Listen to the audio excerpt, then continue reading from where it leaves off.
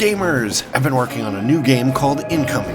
Incoming is a 3D VR missile defense game. Protect your cities with a wide assortment of defenses against waves of warheads, bombers, zeppelins, and epic bosses. Wishlist today on Steam. Link is in the description.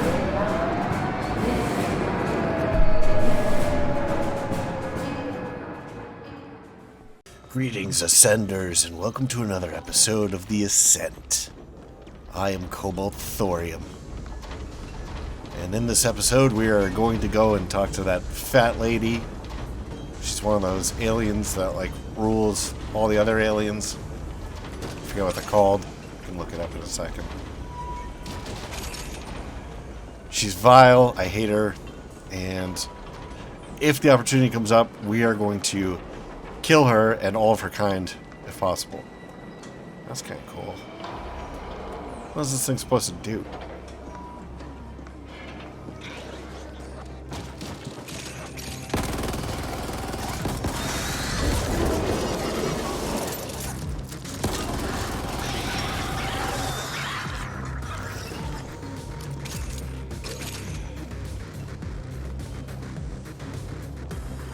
So we're gonna go and find her and talk to her and see what's up.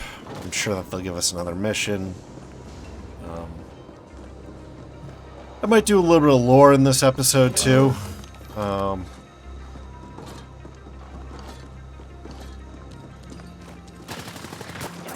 Check out these helpful sentry guns.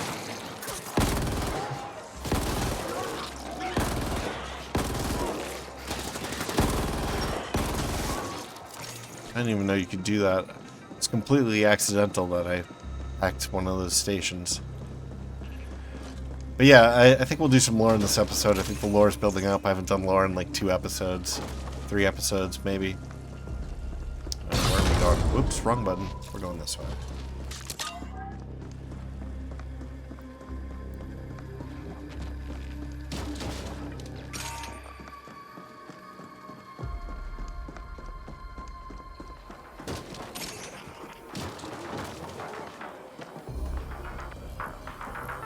Truly your grateful abbot, and this is the feed. As some of you are aware, property rights of everything inside this arcology have become somewhat muddled since the Ascent group went bankrupt some cycles ago. Rival corporations have sent grab teams to take what they can. We have reports of intense fighting in certain sectors where rival CGTs strive for domination. Isn't free competition wonderful? I do advise you to stay away from all such fighting. In time, your contracts will be moved to whoever the new owner becomes. Then everything will be sorted out. No need to risk your lives and well-being. But the fighting is not just happening among the Habstacks. The race season is now in full swing. And the Savage Supremes have just racked up another win. After a disappointing qualification run where they ended up last in the starting scrimmage, they must have done some serious gear tuning. 5 laps saw them moving up to 4th place. Another 10 laps brought them within sniffing distance of their main rivals, the Killjoy Crushers. The Crushers held on to their lead for another handful of laps, but ultimately had to give way when their driver lost a limb. The Savage Supremes wanted the feed to convey their thanks to you, my dear audience. With this important victory secured, they're well on their way to win the Speed Crush Carnage Cup this season. Well, they never performed this well when the Ascent Group was still their main sponsor. It's like I always say, when things seem to be falling apart, they're actually falling into place. Well, he's obviously a shill for the Y Corp or whatever.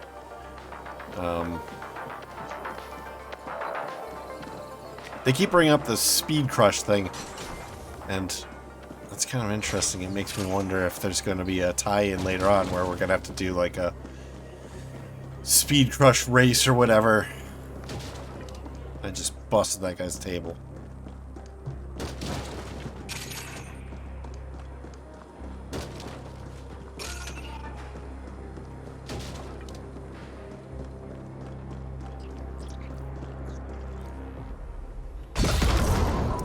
Keep pressing the wrong button. Keep trying to do the sensor thing and do the slamming punch thing instead.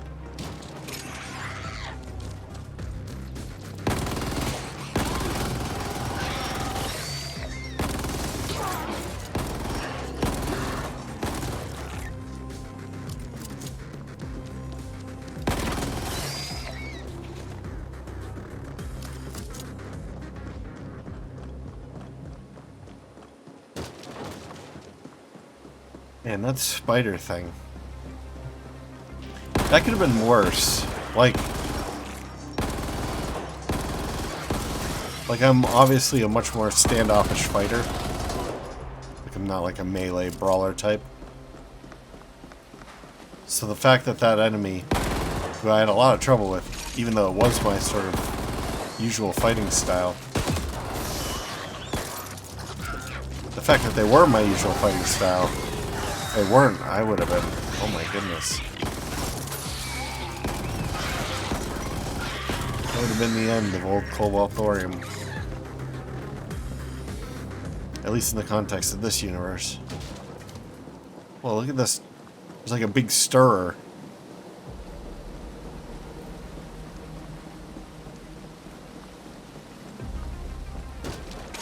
Wait, what is that?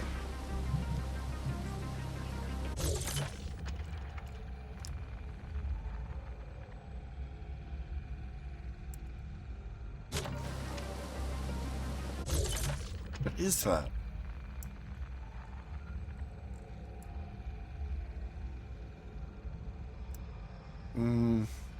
Details.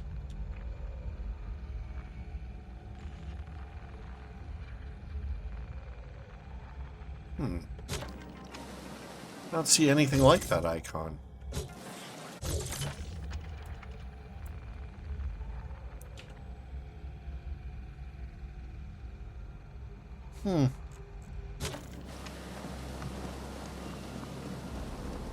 No idea what it means. Oh, unless that was the thing where we talked to the news feed.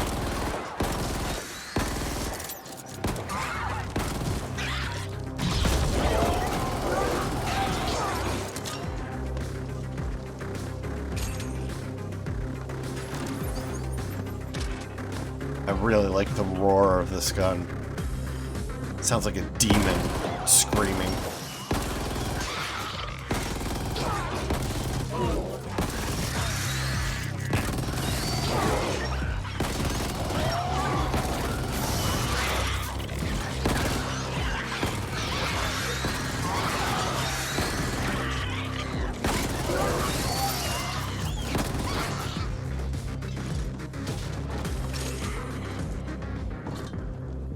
Ooh, money.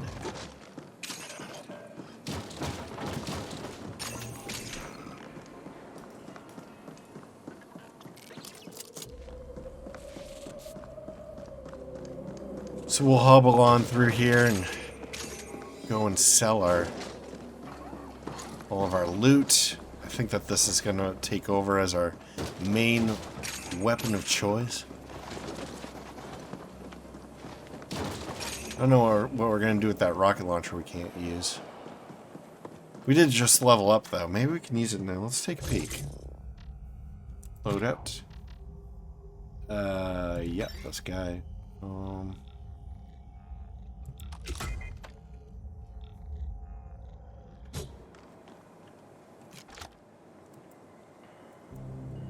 How does this work?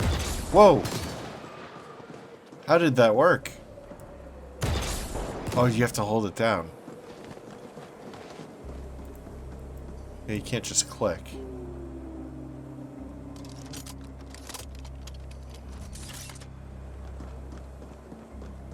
Alright.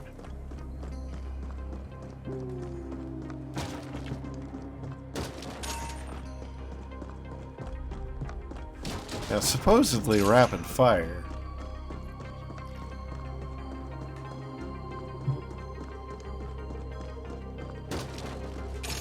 don't even know if there are any more enemies between here and the exit. Okay, there are. Okay, we need something that's close range for these guys. Man, if I had known how to use that for the spider.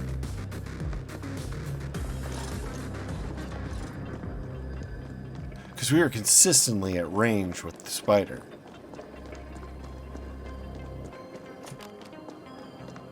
Maybe that's what I was supposed to do and I didn't.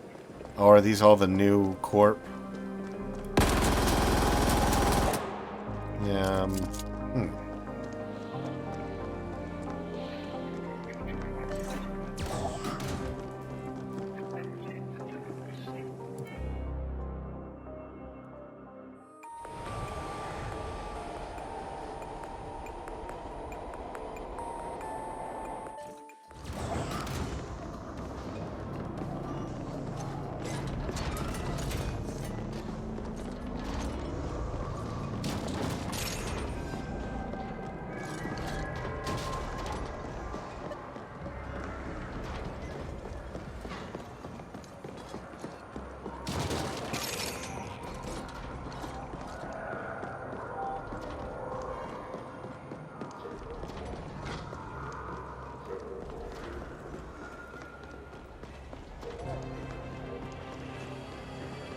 well, even if he's stupid, our old boss is better than this new boss. She's very bitchy. I do not like her at all.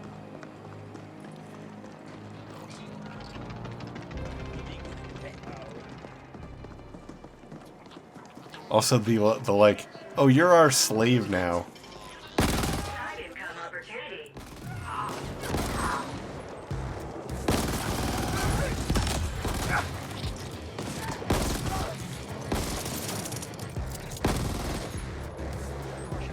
Beware of augmentation. Do not invite anything offered by strangers.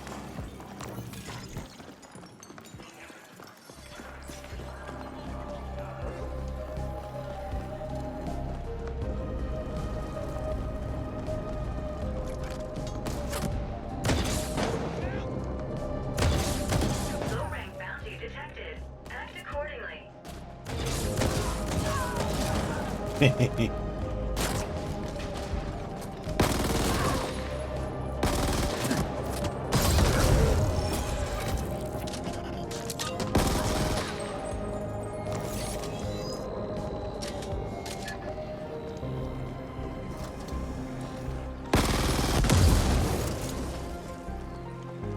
That's what you get, truck, for not giving me stuff.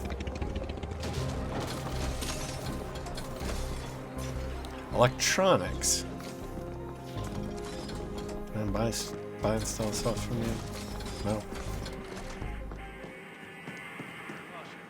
Don't attempt to repair Ascent Group's robots unless you are an accredited robot. Okay, so there's a bar over here.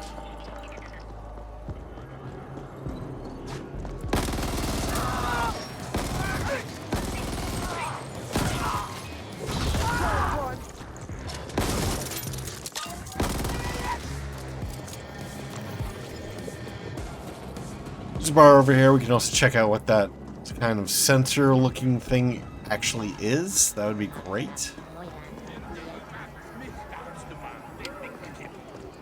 And we can sell a lot of stuff too.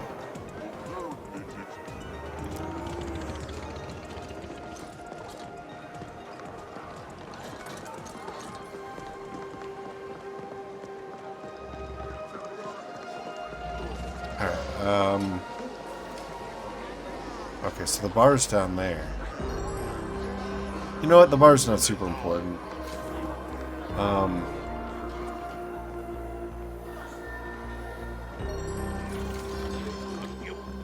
Let's do some weapon shopping here. Alright, so they already have new shotguns. The Fist. A ballistic shotgun. Cybersec Mega's weaponsmith truly went ballistic with this 5-barrel multi-shotgun. If this won't solve your problems, nothing will. Loved by weapon fetishists all over Veles. Alright, there's a new precision weapon. The bore shot. Ballistic precision rifle. The bore shot puts a reliable cybersec mega sniping platform into the hands of whoever is willing to fess up. Damn it. That should be whomever, by the way. An SI rifle barrel, together with factory-tuned sights, make for an excellent piercing long-range murder tool.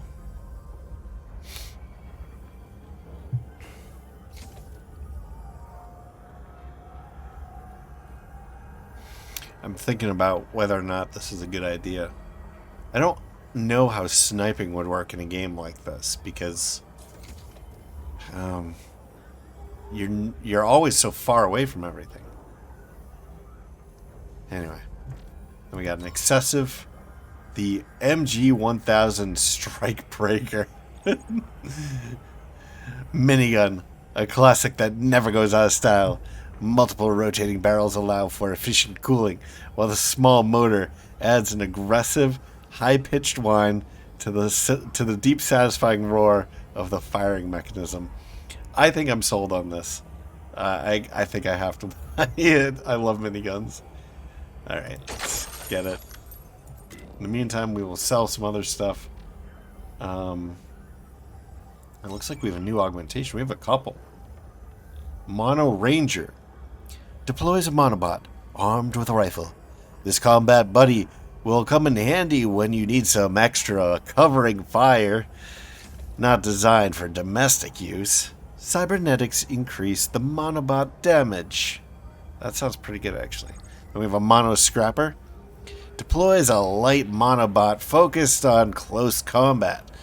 The Mono Fighter doesn't last long, but should be enough to provide a temporary diversion while you reassess the combat situation. Alright, so it's got a shorter cooldown. We got Spider Bots. Deploys multiple explosive Spider Bots, which will seek out targets. An offensive weapon platform dispensing multiple kamikaze Spider Bots that'll eagerly rush to your enemies and explode in their faces. And Cybernetics increases the amount of bots. I'm not going to do that because I'm afraid that that'll end up catching myself in the explosion. Maybe we'll give it a try, but I doubt that we're going to keep it. There's no sense in having two of these, so let's get rid of one. Then we have the headgear. So we have a new E30 Data Crunch Visor. 8-co medium head protection. Multi-screen visor allows for geometric data dives on the fly. Designed for multiple info streams while maintaining situational awareness of unhinged coworkers going postal. It is significantly worse than what we have. Let's get rid of it. Then we have the Icebreaker Goggles. Joyrunner. Basic head protection. Custom built goggles with added super fidelity audio cups designed to keep you focused and aware while jacked into the data net or riding a sweet wave of combat-induced adrenal rush. Significantly worse than what we have. And then that is also worse than what we have. No new lower body. We do have a new module. Data Thorn module. A fixed percentage of melee damage gets thrown back at your attacker in digital form. This doesn't make any sense. Yeah. I think we can get two of these, so we'll probably add it because it'll be free. But anyway, tactical. Ooh, a better frag grenade. So the G6 Fragmore grenade does 550 damage as opposed to 400. Lethal grenade. Explodes and leaves a fire behind. The G9 Fragmore adds incendiary properties to the common G3 grenade, making it into a nifty room clearing device for corpsec units locked in constant stack wars. That sounds pretty good. And for upper body, we have a couple new jackets. Jeez, they're all new.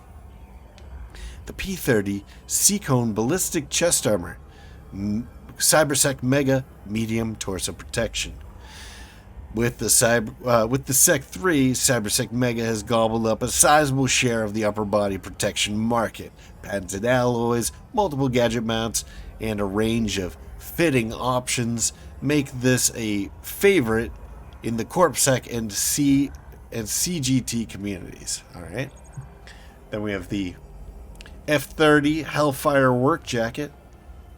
Canary Medium Torso Protection. The Hellfire Work Jacket adds padded sleeves to the successful Hellfire Vest, providing improved protection against rapid temperature changes, favored by miners, reactor technicians, and CorpSec alike. Well, this is significantly worse than what we have, so let's get rid of it. Same goes for this.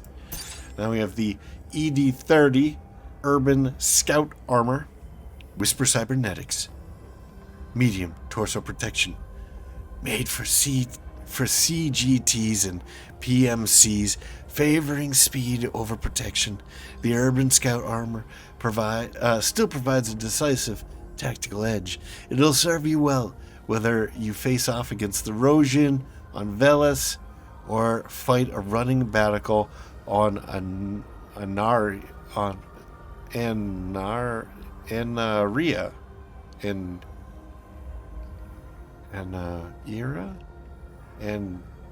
I have no idea how to pronounce that. Alright, but it's worse than what we got. Let's get rid of it. Alright, our funds are not looking so hot. I will say that. So for weapons, we do have a bunch of stuff we can get rid of. We bought a bunch of stuff last time. We ended up... I think I really ended up going... So the Superior... it was really good against robots. I don't know if I want to be hauling it around everywhere, though. I think we can get rid of our riot gun. We're pretty much done with that. We're going to keep the strike breaker, the room sweeper. I think we're going to get rid of our dominator.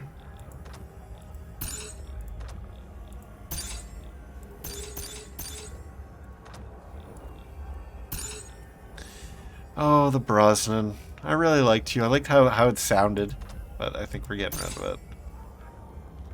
Alright, we're not back up to where we were before, which is very unfortunate. So I don't think we can go into another buying spree of guns just to test them out, but I think next time we'll go for shotguns. We'll just kind of go down the line here. Melee, there's nothing new. Sidearms, we've tried some of these, but not all of them. Alright, so the other thing I want to check out is what this is right here. I think that's a news hologram thingy. But I just want to verify that and make sure I have it right in my mind. It'd be great if that were on the legend, because you'd think that would be kind of useful. Okay, that's exactly what it is.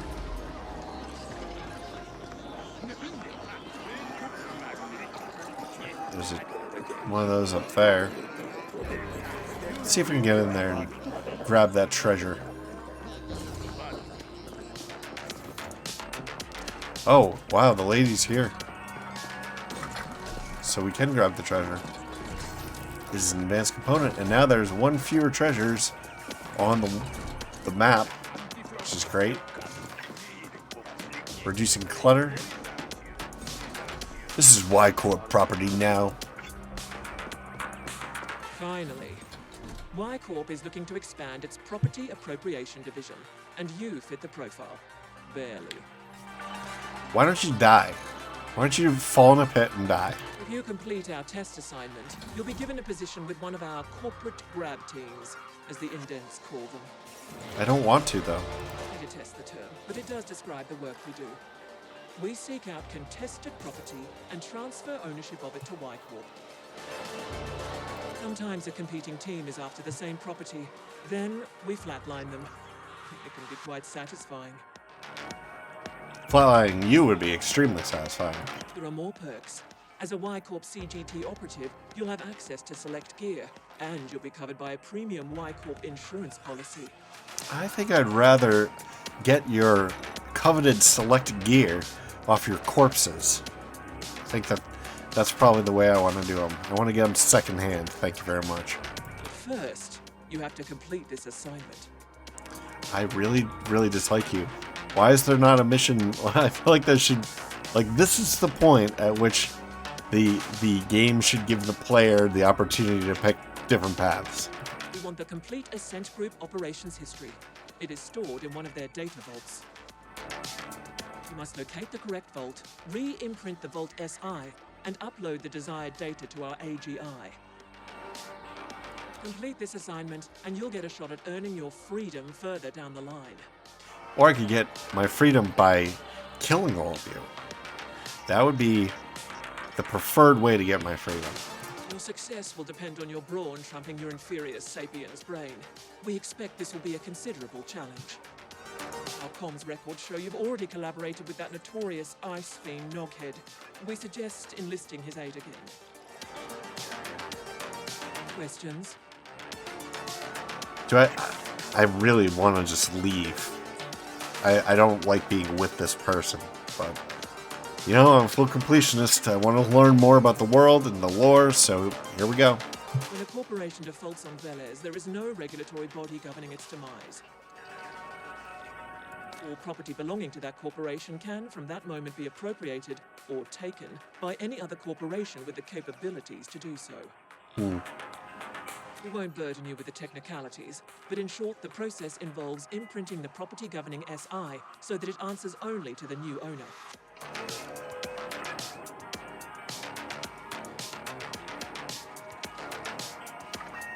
Well, then what prevents... That doesn't make any sense. So if property is governed by an SI, the previous corporation has the SI, presumably it is programmed to only answer to that owner. There should be no way to override it. Because if it were overrideable, this only doesn't make sense. Because if the new corporation defaults, then somebody else has to reappropriate it. So this only does not make sense. Anyway. Like the other multi-corps, Y-Corp is looking to rapidly expand its holdings within this arcology. Acquiring the Ascent Group operations history will help us prioritize what property to target next. The Ascent Group also rented vault space to other corporations on Veles. Expect a slew of auto-defenses operating at maximum lethality, as well as rival CGTs looking to protect their corporate data. For the time being, Y-Corp intends to keep a low profile, so you will have to gain access on your own. Yes, SI imprinting is an extremely delicate procedure. Your imp will be bonded to our AGI, which will perform the actual imprinting. We require you to jack in directly to the SI on site, and our AGI will do the rest. And before you ask, yes, Y-Corp has its own AGI. It's a Gen 12, and yes, your access to it will be severely restricted. Y-Corp has certain long-term objectives. If you are instrumental in achieving those objectives, we will offer to void your indentured contract and register you as an independent contractor.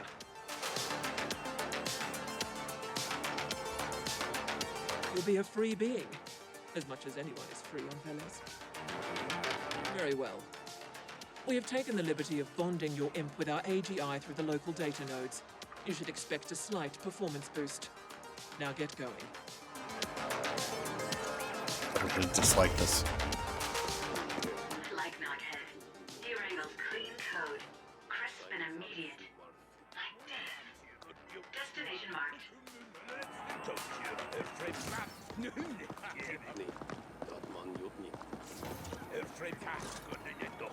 Alright, what I want to do now is I want to head over to where Poon was and see if he's still available, because I like him a lot better. What was he? He was up pretty far in the stack. It was like a really green, like, club.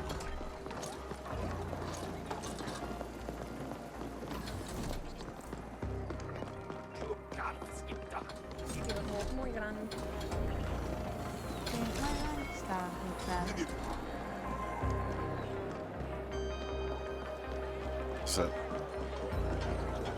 No, I think it was up. But this is like where I was just a second ago. Okay, no, it was purple, right? I don't think it was that club, but maybe this one? Yeah, okay.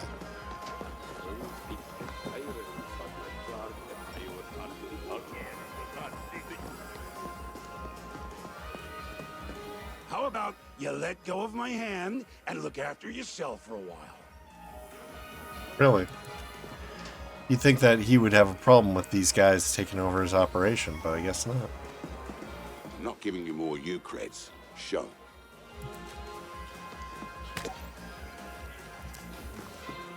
Alright.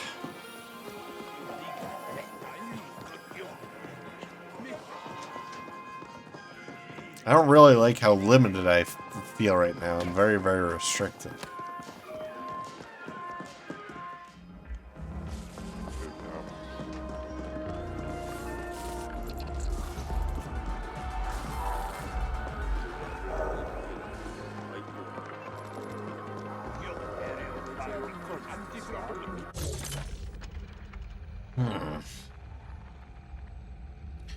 Alright, so the new mission is level 13. I wish there were more side quests. I really feel like I need to level up more.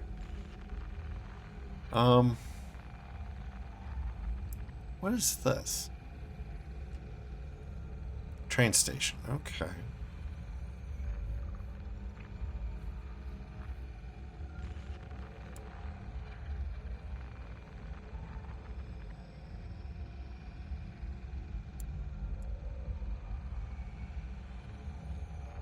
So many treasures.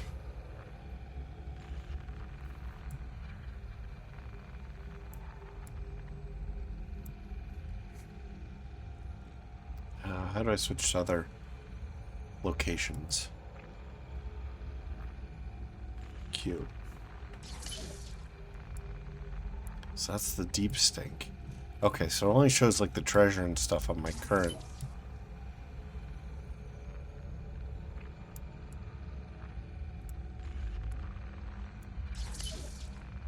Alright. I'm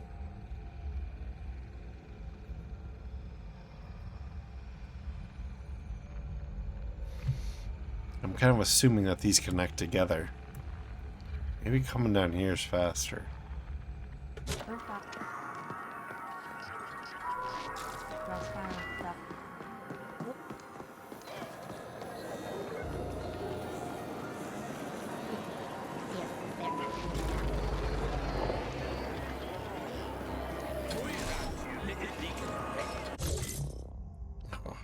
I wish I would remember the last thing you were on.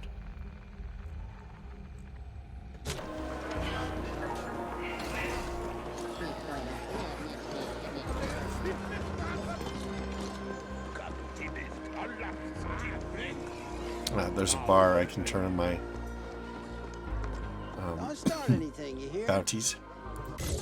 This time I'll actually listen to them.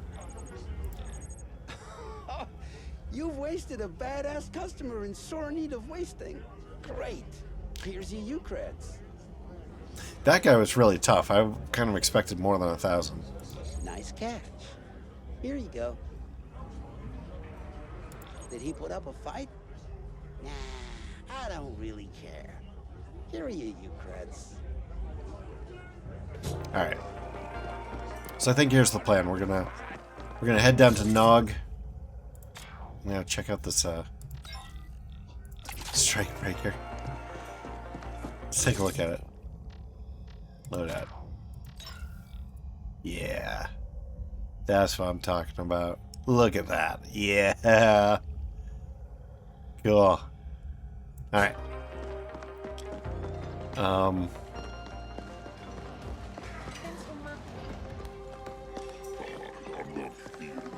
Maybe we just can't go this way. Might be able to go around it in the northern direction. Or up and right. It's not really north.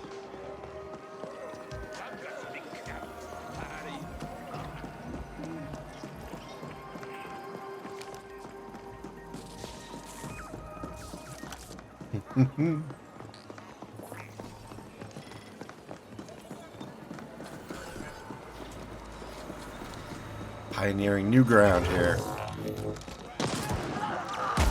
Yet more collateral damage and innocent deaths have been reported in your wake. We are scrubbing the records, but we are displeased. Very displeased. Shut up.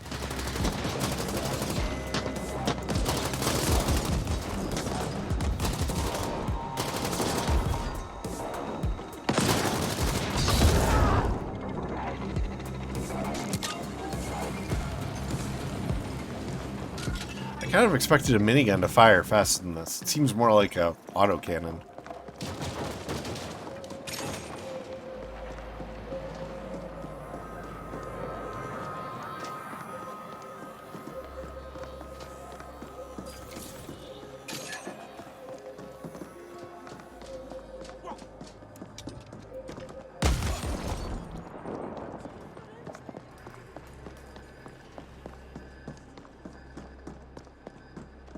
What are the actual specs on this? Okay, so it says whatever this is. Ballistic damage, probably.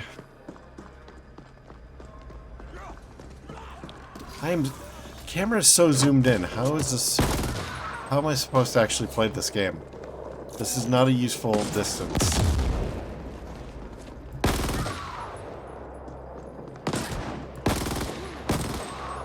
I want to zoom out, please. Could I please zoom out, please? Don't zoom in.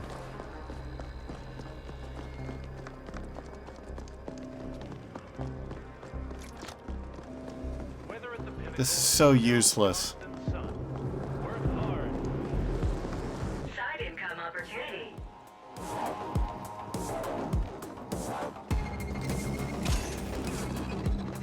Could I please get a zoom out? I really want one.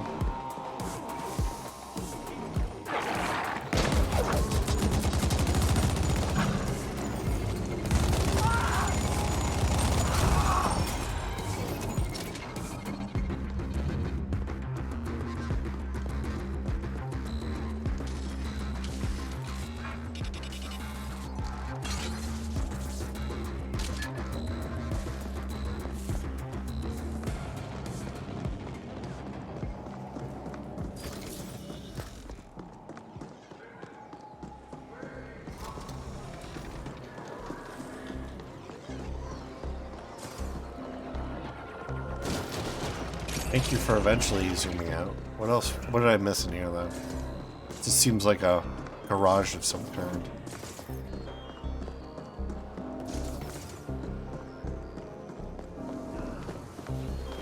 I guess there's not really much to miss in here. This camera is super annoying, though.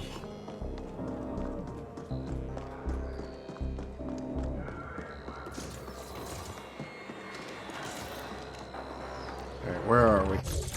Where are we living now?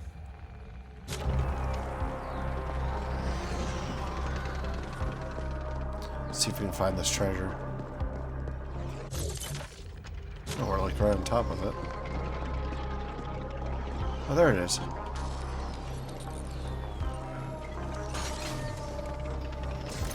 Cool. Now, is this a dead... So is this a complete dead end then?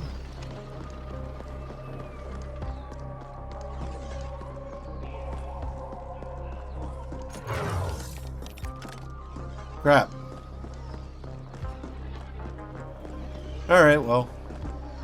I mean, I did say that I was going to do lore episodes, so maybe this will end up being kind of lore-y.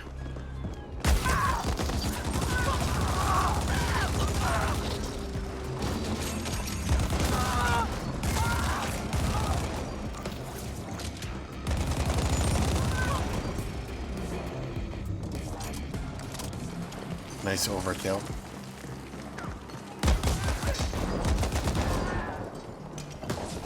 Hey.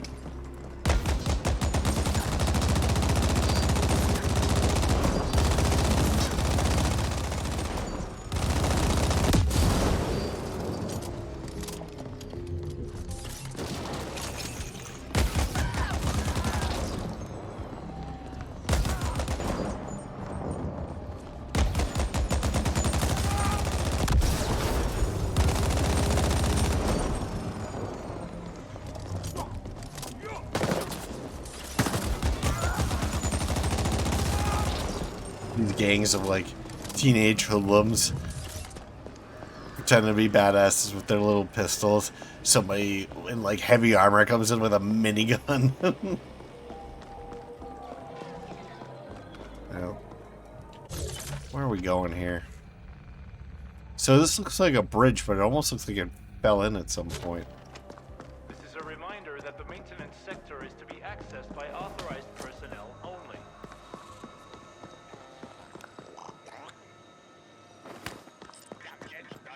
You big fat. Yuck. That's disgusting.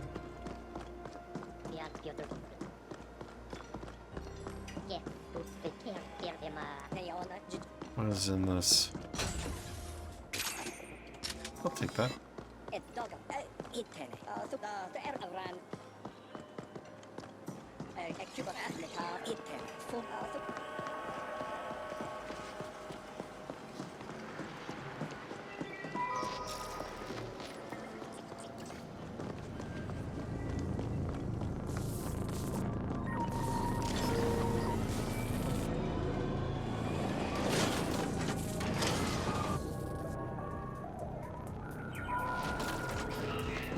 Cool, there's some kind of club.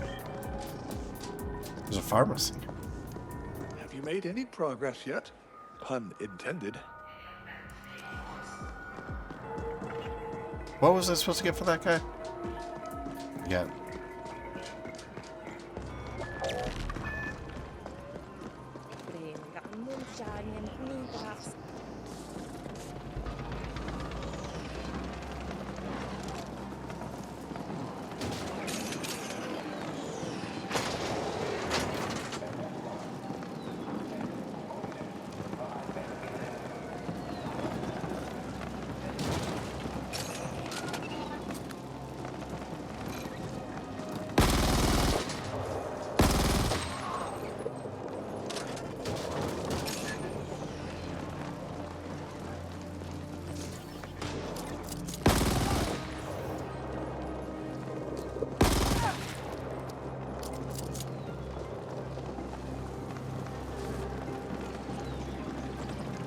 Feeling like a badass, but at the same time, I don't like answering to the new boss. Wish there were an option. One more step.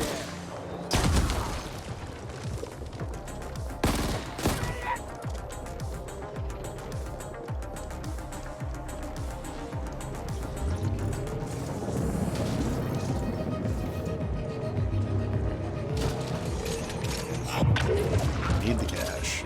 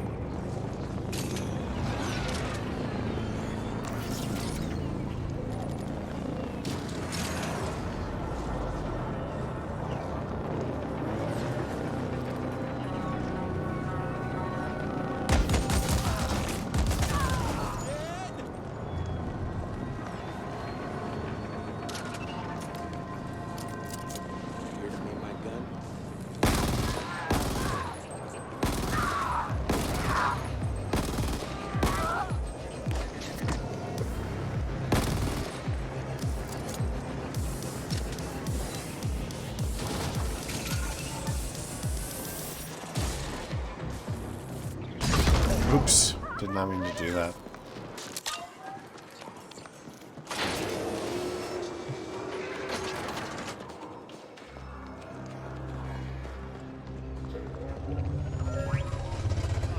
I kind of dislike how you're pretty much always taking the exact same routes in and out.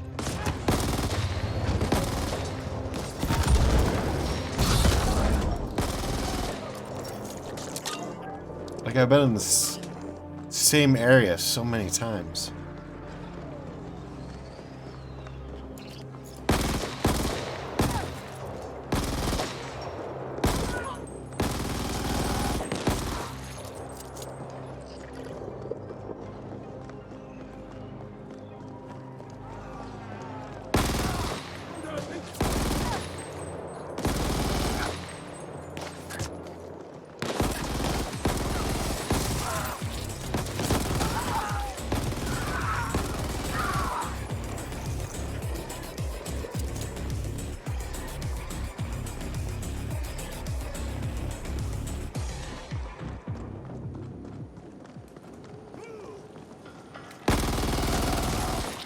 Oops.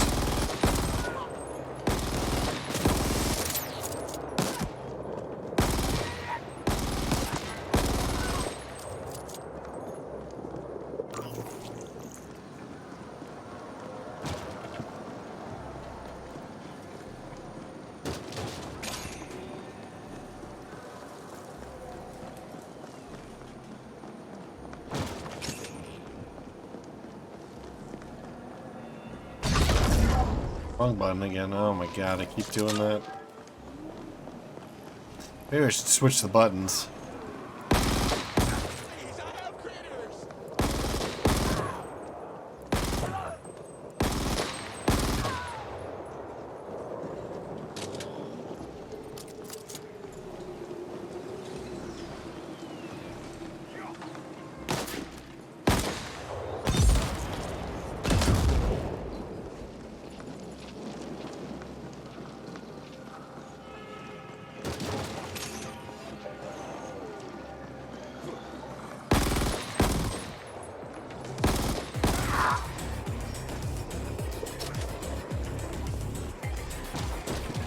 Maybe I can refight that mech.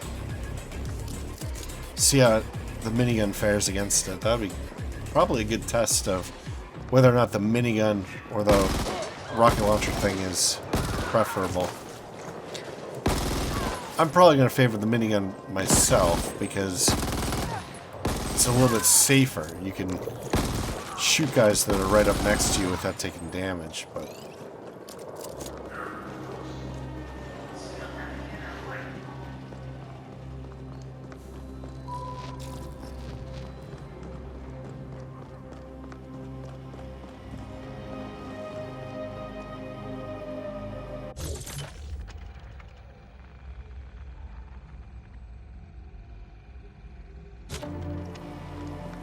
I wonder if we can actually get in that... No, actually we can't.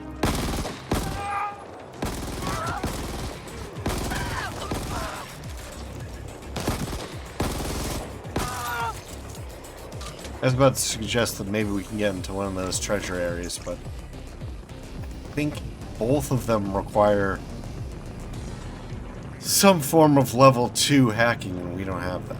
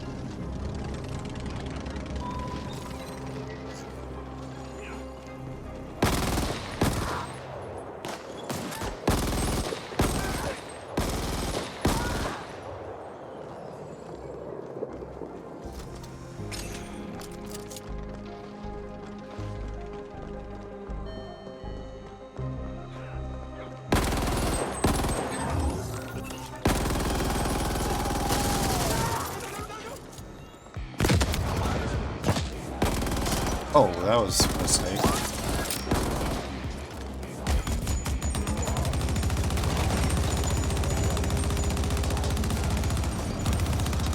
Come back.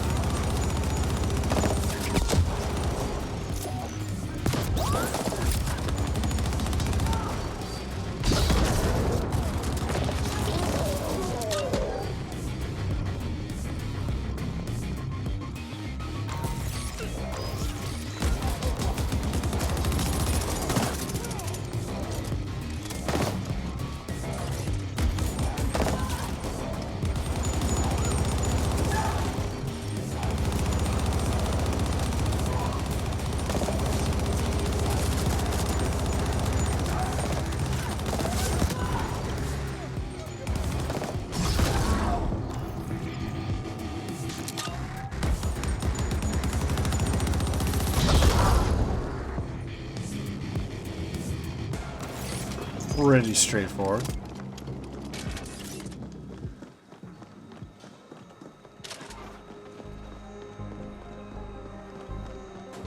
So we got a new group. They're called the Ungrateful.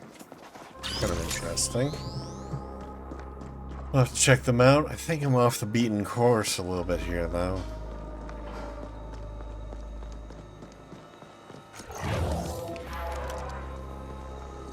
What is that?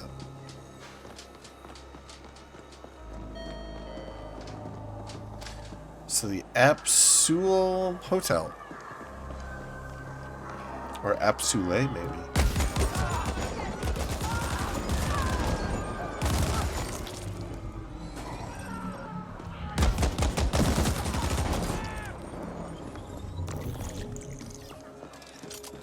Where was that mech before?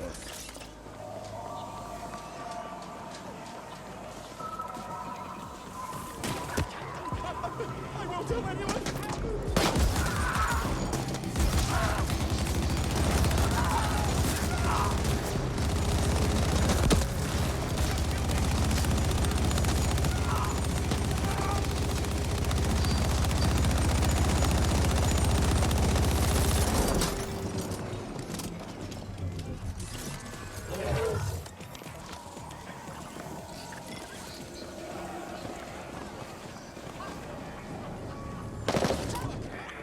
Well, they told me not to do collateral damage, but I really can't avoid it.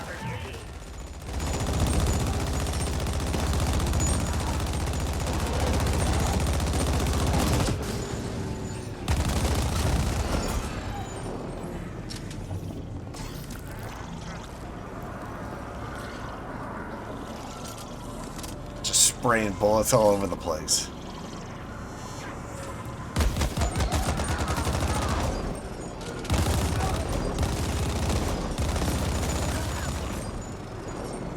What I really need to do is find a mech to fight with this.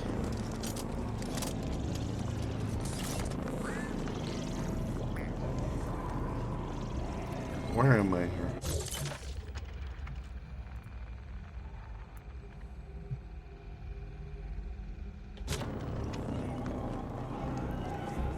No kidding, you.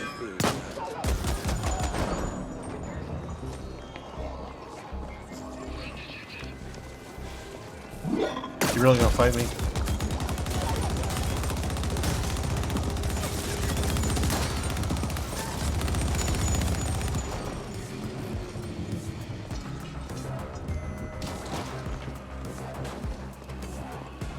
I love this minigun so far.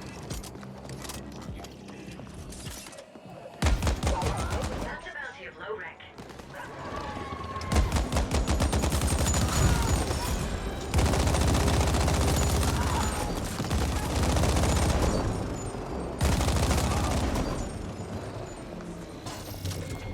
Cool.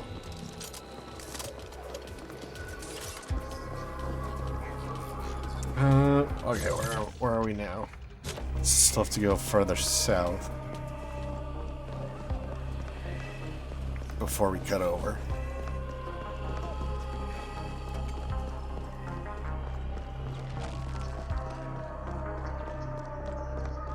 The true cause of the Black Lake Tower flooding has never been determined. Suspects range from an intoxicated indent to a faulty flow valve to a high-level corruption cover-up. Well, I think we know which one that is. Actually, so far in this universe, we're really good at anything. Could really be any of the three. Oh, my health is lower than I expected. I'll have to pick up some here along the way.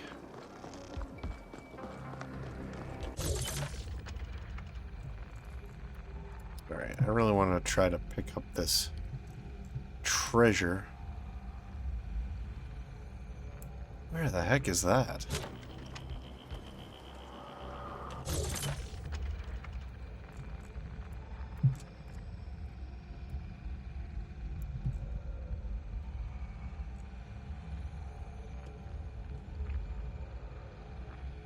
Alright.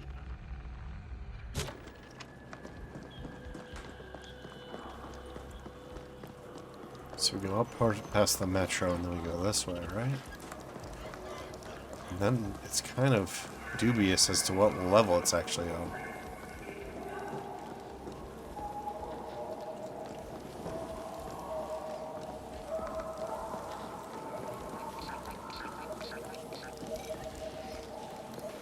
Come on. Oh, there it is.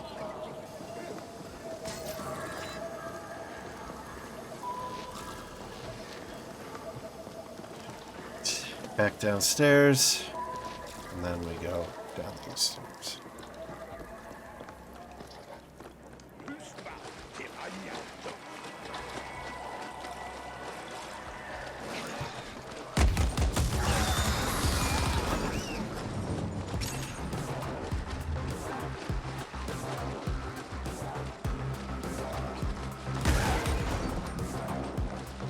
This character's definitely getting her 10,000 steps in.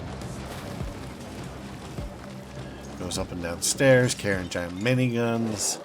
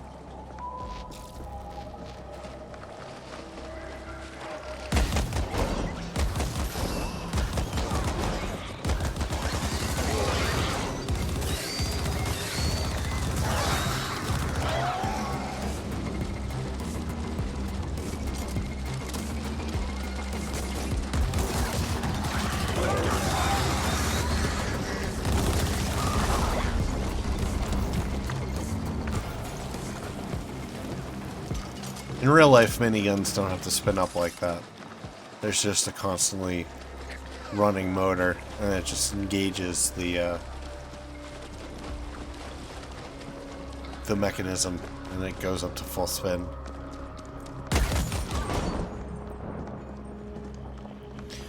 At some point, somebody just thought it would be cool, and now it's like a part of every video game.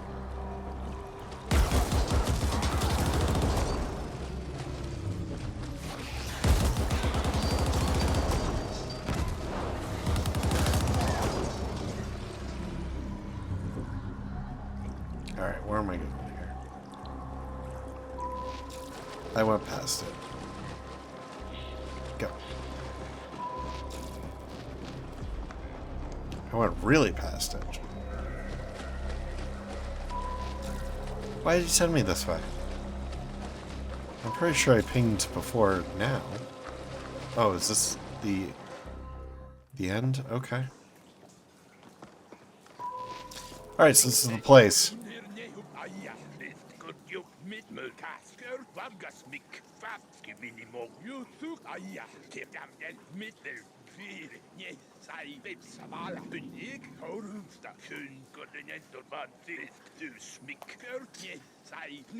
Indirect is better. We go slow, suss out the ice, interface with it, step it through like it's nothing at all.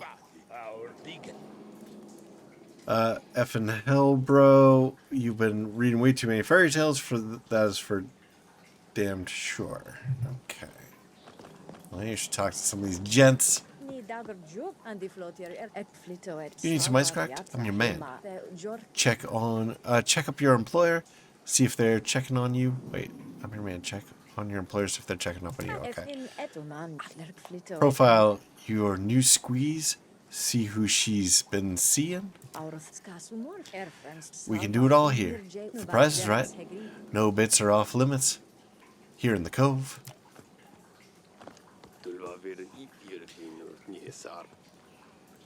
You want totally secure colo. This is the place. It ain't cheap. We'll charge you the yin-yang. But your data's 100% safe, guaranteed.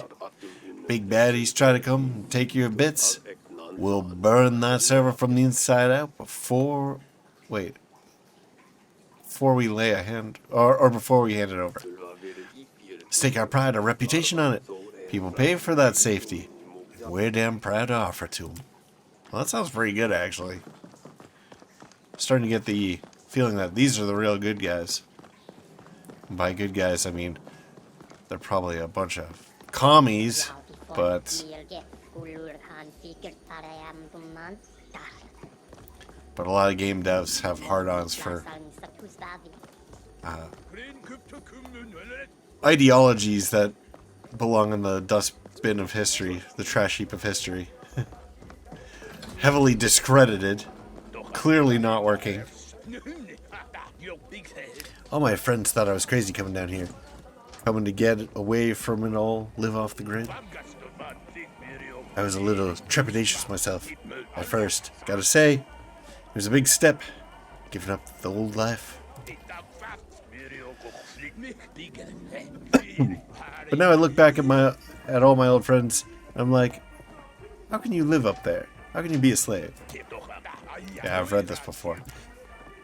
I mean, if that's the dichotomy, if it's like a communist hellhole living in a flooded district in absolute poverty and misery versus being an actual slave, I might have to take the commies. See, that's such an extreme dichotomy. Under almost all circumstances, like, I really hate communism. But alright. Anyway, yeah, I think I've talked to all these people before. So let's complete the mission, and we'll read some lore, and then I think we'll wrap it up. You again. What does Poon want now? Oh, hang on. Who the fuck is Y Corp? They want you to appropriate an Ascent group data vault. I don't do appropriations, pal. I'm pretty damn good, but that SI would nerf fry my ass before I even got past the outer ice layer. They have their own AGI? That's what they say? I'm not sure you understand, pal. Only the largest multi-corps have their own AGIs, and you tell me your imp is fucking bonded with one? Let me see. Wow. That's some beautiful code. There's a cold elegance to AGI where that us orgs can only dream of achieving. But then I don't get what you need me for. Their AGI can crack open a vault like a Ponto nut. Why don't you have it do that in the imprinting? Both.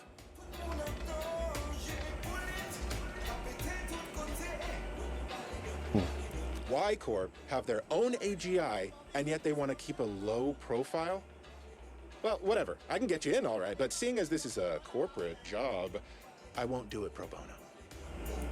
Nor should you. Again, I gotta admit, I'm real curious about what's going on here. Might be worth helping out just to get some insight, and maybe even link to that AGI at some point. Okay. Let's just say you'll owe me for this one. I've revived my comm tag on your imp so we can stay in touch. Best get cracking, my friend. I'm gonna do a deep trawl for anything Y Corp related in the meantime. I wanna know who we're dealing with. That is probably quite very, very smart. Alright. So we'll grab the AGI codex here. Now that we're gonna talk some lore. Alright. AGI, Artificial General Intelligence. Heavily regulated, hyper-intelligent, and as powerful as they are rare. The AGIs are the crowning achievement of the Afron civilization, and used throughout the known galaxy. They are truly self-aware, conscious, and completely artificial beings. Only a few exist, and they are rigorously controlled. They also require unfathomable amounts of energy to operate, which is another reason why they are so rare. Sapiens have yet to bring their own first AGI online, but it's not for lack of trying. I really hope that they don't make AGIs like this sympathetic thing, like you have to free it from the Aphrons, because like AGIs are super dangerous, like in real life. Like it is possibly I would say when an AGI is developed by humans, it will end human civilization as we know it. It will either destroy us or it will Borgify us or something, but it's not going to be good. Whatever comes out the other end will not be like the current definition of human would not apply. So I hope that they don't go the AGIs like artificial intelligence are people too route, because they're not, and they're really dangerous. All right. All right, where are we going with this? So we got lore. I actually want to go through some of the species, because that seems kind of important. It's kind of fundamental to every character, because every character is a species, and they sort of have their own traits, and I'd like to know what they are. So let's go to the quiche. Whoa, have we even seen these guys? Or this guy's one of those guys. Alright. Quiche are as intense as they are short-lived. With an average lifespan of about 40 standard, studies have shown that the quiche brain and nervous system have about twice as many synapses as the Aphrons, who have 50% more than sapiens. And this translates to the quiche experiencing reality at an extreme fidelity. They move, think, communicate, metabolize, and react faster than any other unaugmented species. And this would have put them on the top of the galactic pyramid if they hadn't also experienced emotions in the same intense way. The quiche can be hyper angry one second and ultra joyful the next, and non-quiche rarely understand what triggers the one state or the other. Okay, that was kind of sloppily worded, but in order to function in the larger galaxy, many quiche choose to install emotional inhibitors, but these also limit their cognitive abilities, making them intellectually average compared to everyone else. Their quick thinking and aptitude for abstract concepts makes theme excellent cyber jockeys, and some of the best in the business are quiche. Did they proofread this? Makes theme. Obviously, it's supposed to be makes them. I wish that, like, maybe I'd patch it for some of these typos and, like, sloppily worded sentences and stuff like that. Anyway, uninhibited quiche are formidable foes in close combat due to their reflexes and inherent aggressiveness, and they are common in the undersprawls on most planets. Quiche live with complete abandon, fearing nothing except a dull life, and few of them live to die of old age. They are no strangers to Augs, while many focusing on ways to enhance their combat abilities, in addition to the inhibitors that allow them a simulacrum of ordinary life. Alright. Larkians. Alright, I wanted to know about these guys for a while, so here we go. Larkians are, despite their size and appearance, primarily a peaceful race, who for the most part are content to stay within their home system. But Larkian society can be quite repressive, and in every generation there are those who rebel and refuse to conform. I'm shaking my head here because rebel and confuse and refuse to conform are kind of synonymous. You don't really have to say both. Anyway. Where was I? Oh my god, I lost my place.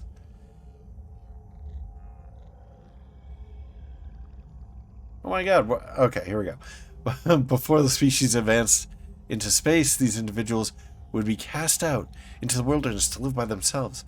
But these days, most of them leave voluntarily for other parts of the galaxy. Many discover that their size and brutish appearance can be a source of income, and they often end up in violent lines of work such as bouncers, corpsec, bodyguards, syndicate muscle, and the like. They are known for their even tempers and long fuses, but also for the carnage that they can cause when they finally explode. Berserker Larkian is a force to be reckoned with, and some have been known to go on legendary flatlining sprees when their patience has finally come to an end. Larkian society frowns on augmentations and considers them an impurity, but exiled Larkians rarely have such compunctions, and while they might go lighter on the number of Augs, it is rare to find someone completely pure. Alright, let's talk about robots. Oh my goodness, this is long.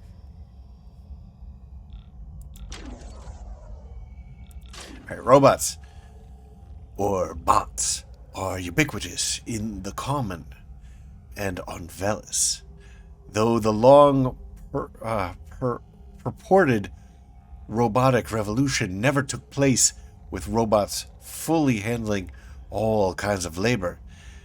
This, since organics, i.e. humans and other species, exist in such eager abundance that they can still constitute cheaper labor force in all professions requiring multiple skill sets and a baseline of adaptive thinking. And especially since the advent of indent contracts, which give multicorps limitless access to what is in effect slave labor. It might also be prudent to include that a lot of these organic entities are augmented, so a lot of the kind of, manual labor that can only be done by robots because muscle doesn't have enough strength. I mean, maybe somebody will toss on a robotic arm, or if you need calculations really fast that only a computer can do, I'm sure that they have brain chips and stuff like that. Anyway, the hard roof present within AI research, broken at stupendous cost by the Afferans, has acted as a further limiter. Full-blown AGIs are as rare as they are expensive, and one has yet to be fitted to any kind of mobile bot, with the smallest AGI still requiring enough supporting hardware to fill a factory hall in order to operate. While select bot models have been equipped with SIs, they at most reach the cognitive level of sapiens pets from the old days with regard to general intelligence. SIs equipped in bots can be found handling simpler security, working within the service professions, including medical tasks, construction, and within some military branches requiring more advanced robots than the monos below.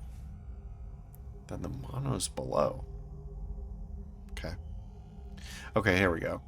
Monotask robots, or monos, or monobots, are another matter entirely.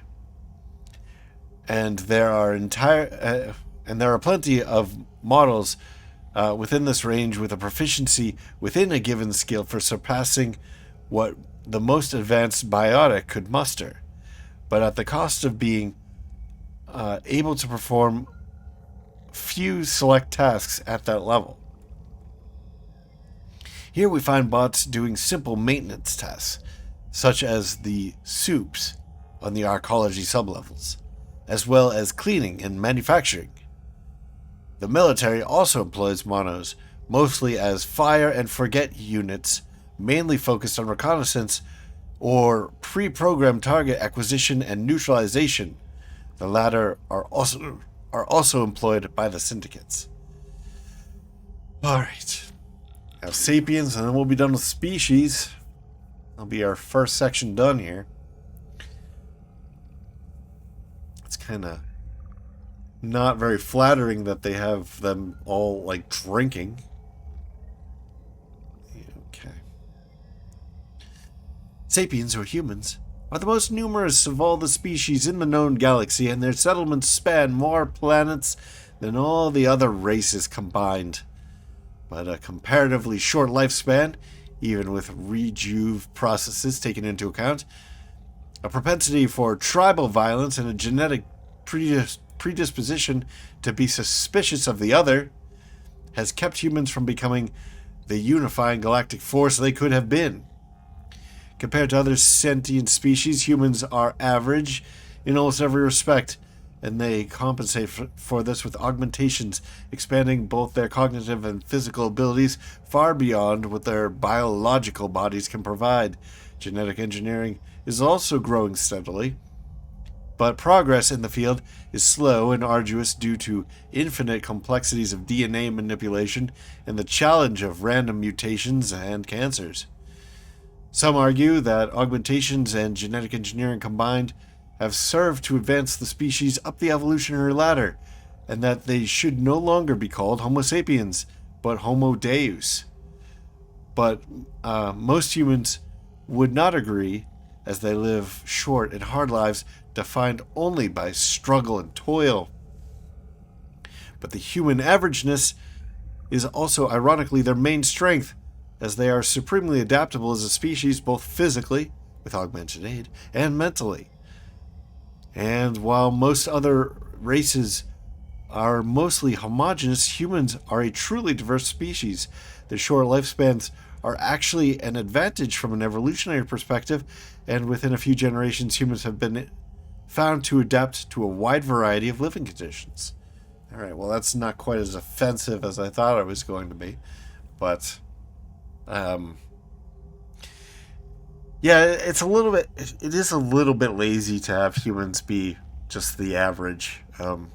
That's kind of what you see in like Star Trek and stuff, where it's like all the other species are like humans but very smart, or humans but very industrious, or humans but, and it's just like one or two things, and yeah, it's a little bit lazy. In some games and stuff, that like the humans are like the best diplomats, or there's even a game, the Grey Goo, where there's like a surprise that the super technological species was the humans, and that was kind of refreshing. I really liked that. Just to have something a little bit different, you know. It is a trope in some games and universes that like humans are like the most warlike species. They're like the Klingons of the galaxy, and I would also consider that to be kind of lazy. Yeah, I don't know. Anyway, I mean, that's just as a trope, it's just so, and it's political. That's what it is. It's a commentary. It's like, no more war. You know, it's just like, yeah, I mean, war is bad, but I mean, humans are definitely, like, humans aren't even the most warlike species on the planet. Like, they're much more aggressive and mean animals than us on this planet. It's like, if you have a galaxy full of different species, we're not going to be the most warlike ones. Anyway. Alright, let's talk about the Ascenders. We'll quickly do this one here. Alright, the Ascenders. Most regular workers on Veles are indentured, and many live and die entirely within the confines of the multicorps in the arcology that they call home. They shop at the corporation's stores, rely on the internal corporate healthcare, send their children to the internal corporate schools, and so on. The entirety of their waking lives is defined by their relationship with their employer and contract owner. Most multicorps have set up different types of employee organizations promoting the virtue of the corporation as a whole and encouraging corporate values. They reinforce worker adherence to the corporate codes of conduct and promote and propagate their corporation's goods and services to outsiders whenever possible. This is true within the Ascent group as everywhere else. Workers within the group who subscribe to the corporate club, they call themselves Ascenders, and they are led by celebs, well, celebrities, and influencers. Most influencers are middle management types who have taken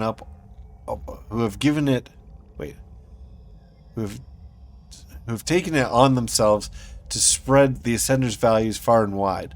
Ordinary members call themselves subs or subscribers, since they subscribe to the regular pep holos featuring celebs and influencers, or just followers. My God. Alright. Alright, let's grab a tutorial, maybe. Interacting. Interact with objects using F. There are many types of interactables, not limited to people, terminals, doors, and pickups. Well, that was short, so let's just grab a couple more of these. Journal. Bring up the player journal with tab. It contains information about your character, loadout, missions, map, and a codex database. Well, that's what I'm in right now. I can't believe we're only up to J. Journal tab armor.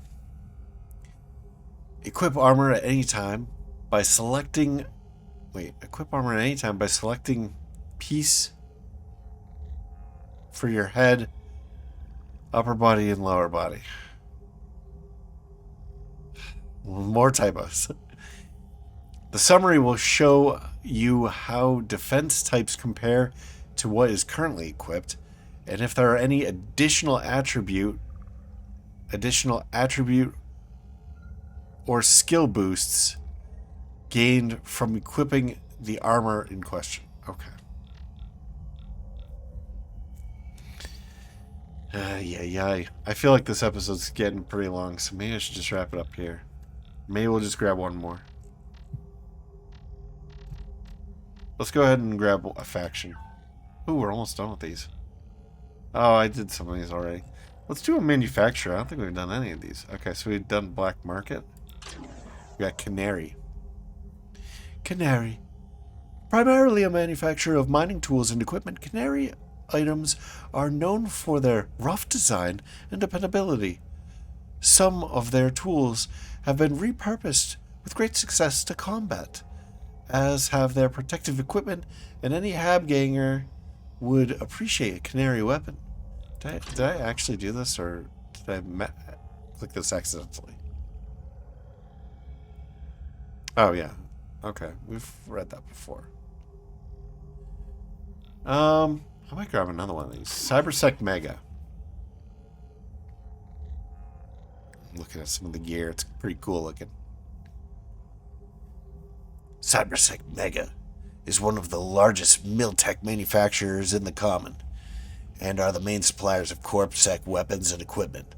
Known to be reliable, if somewhat rough from a design standpoint, a Cybersec gun or armor piece is not a fashion statement, but it'll get the job done. I like that. And we'll read a couple more of these. 8Co.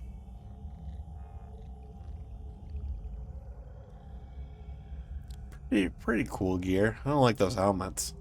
Let's take a look at some of these again. Black market. Nice coat. Ooh, I like the minigun. That might be my minigun. I don't like that, though. That mask is terrible. Canary once again. Yeah, I can see how that looks. It does look kind of like mining equipment. This coat is cool, too. I like these coats. I would wear this in real life. Cybersec again. And there's your the augmented, or kind of like a power armor thing. It's cool. Although this aesthetic doesn't really seem to match this aesthetic to me. I would have gone with all the eggshell white, if that's kind of what you're going for. Like even the guns I'd put on like eggshell plating. Alright, 8Co. 8Co is one of the few larger corporations run by Jacquelines, with no Afferent or even Sapien involvement. More of an advanced pyramid scheme than a corporation as such, it still presents itself as a respectable entity. It is known that 8Co operates multiple manufacturing plants, both in the squat and inside some of the larger ecologies. These plants employ only Carlin workers, who copy, while slightly altering, existing templates of weapons, armor, and even hammer items with great enthusiasm.